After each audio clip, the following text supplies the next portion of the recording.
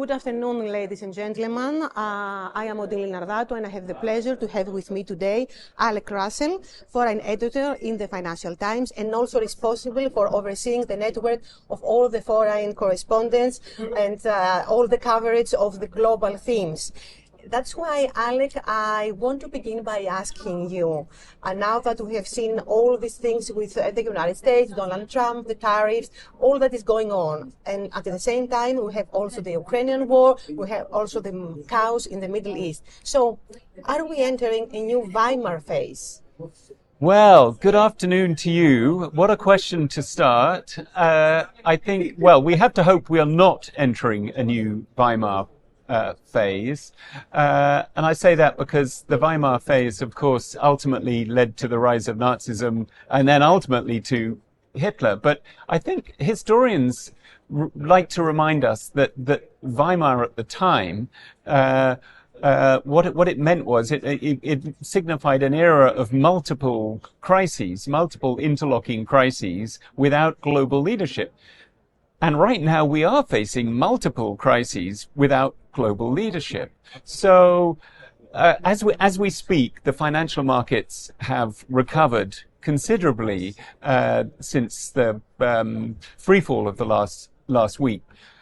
And this follows Donald Trump reversing some of his tariffs. But that's not the end of this saga. There is still a 10% universal tariff, a 125% tariff on China. So the global economy is going through shocks that just haven't been seen for years and years. At the same time, there are all these wars going on. So maybe not Weimar, but it's a very, very perilous time. Yes, because we see also the rise of populist and far-right parties. We've seen that also in Germany. I read recently that Alternative für Deutschland is now the first party in the polls, and it made a huge impression to me. So are you worried also about this far-right parties' rise? Am I worried about it? I'm very concerned about it. I think what occurs to me more often than being worried about it is that it's so important now for governments, for centrist governments or governments that are on the right or governments on the left, to get to grips with the policy issues which the far right is exploiting. There was a very interesting discussion here at Delphi yesterday with a senior German official who was saying the problem is, effectively he was saying, the problem is we failed to deliver a policy on migration that satisfied the electorate. And so they are listening to the more extremist voices on the far right. So this is a massive, massive problem. We're seeing it in my own country, in Britain, where there is suddenly a populist movement which is doing very well in the opinion polls. Most of all, of course, we've seen it in the United States. The United States has been taken over by a very right-wing, very nationalist, very populist movement, which is now leading what used to be known as the free world. I mean, this is a stunning phenomenon, and it's having deeply destabilizing consequences for all of us, and of course also encouraging some of these other movements, which in turn actually had encouraged the rise of the populist movement in the US in the first place. So yes, I am worried. Now, do you think that maybe this is the moment for the European Union? I mean, the European Union, when there is a crisis, it seems that they make decisions faster and we all do. And with them smarter also. But then it stays still again. So, do you think that this thing with the United States and with the war in Ukraine could, and the tariffs, of course, make European Union act and become a player, because now I believe that it is not a player? Well, you asked some really, really important questions there. Absolutely one in terms of whether the European Union is a player or not. This is so important. We now have America and China going head to head in a trade war. The great nightmare scenario is that in the future, at some stage, it could lead to a hot war.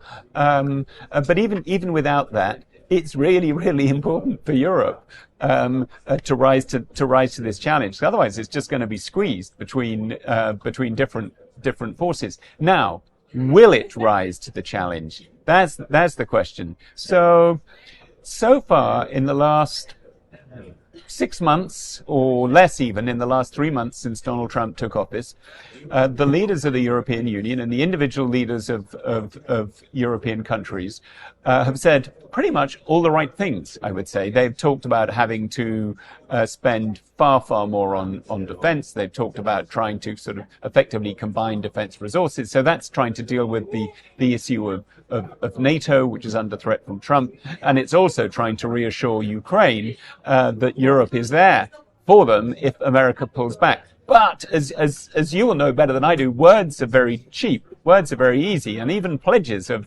finance are only pledges until the money is delivered. That's my next question. Where will they find the money for all of that? And if they don't decide at the end of the day to have the European bonds? I mean, if the European Union doesn't come all together and go with the European bonds like they did because of the COVID, can they deal with all of that? I think the answer is no, they can't. I mean, I look as a case study. I'm going to turn to a country outside the European Union, namely my own country, Britain. But we were, of course, in the European Union until quite recently, and we too are facing a nightmare really on spending and on public spending. We're having to spend much more on defence. The Prime Minister Keir Starmer is making that argument powerfully. But what are we going to spend less money on? Are we going to spend less money on social welfare? Are we going to spend less money on public health? I mean, these are the issues that get politicians elected, of course. Politicians don't get re-elected if they've spent another 1% of their budget on tanks and artillery cells. They get it if they've made the hospital queues go down. So these are NHS, yes. And these are across Europe. These are nightmarish decisions, but essential ones. You were in Ukraine, you were in Kiev some time ago. Do you believe that there will be an end of the war? Well, so yes, I was in Kiev and Odessa a month ago. Do I believe there will be an end of the war in the next few months? I don't know. I mean, there will obviously be an end of the war eventually. All wars, and some of them go on for years and years, but they do end. They end when both sides are ready to talk. But absolutely, it was clear to me that Ukraine will not sign up to a peace deal if it feels it is terribly unjust. Now, I think that privately most Ukrainians accept that they will have to lose some territory, even if publicly they're still less willing to say that. But what they are not willing to accept is that they sign up to a deal which leaves open the chance of Russia returning for a second bite, as we say, in a few years' time. The last thing they want to do is sign up for a deal which means that Russia just takes a few years off to regather its momentum, and then it comes back and Ukraine doesn't have the guarantee from the West, and in particular from America, which it still really needs, to support it. So at the moment, I think that Ukraine will fight on. Are you afraid that maybe Putin, maybe Russia will attack another country, maybe a NATO member country, now that US want to not go out of the NATO, but is less supportive? So much involved? Yeah, well, it has to be a worry. Now, personally, I mean, if you ask me, I think that at the moment Russia has enough on its plate with the war in Ukraine, and that it is less likely to launch some provocation in the Baltics, for example. But that said, a lot of very clever, well-informed military and political people I know say that it is a serious worry. So we have to consider it as a possibility, and politicians and military leaders, they have to be preparing for that. They have to know what are they going to do if there is if little green men, as they are known, appear in Estonia. Does that mean that Article 5 of NATO's founding charter is invoked? They have to think about this now. Well, a lot of problems. And my last question is about Turkey. We saw what Donald Trump sent in front of Benjamin Netanyahu about Recep Tayyip Erdogan and about the role of Turkey in Syria. Do you think that there will be a strengthening between Turkey and the United States? Because in the last time that Donald Trump was president, there was some friction because of S-400 and all that. Do you think them now cooperating better? Because it was what he said in front of Netanyahu, it didn't make so much sense. Or it did. I think it's. I'm afraid to say I'm going to have to kind of fudge this answer because it's terribly hard to read.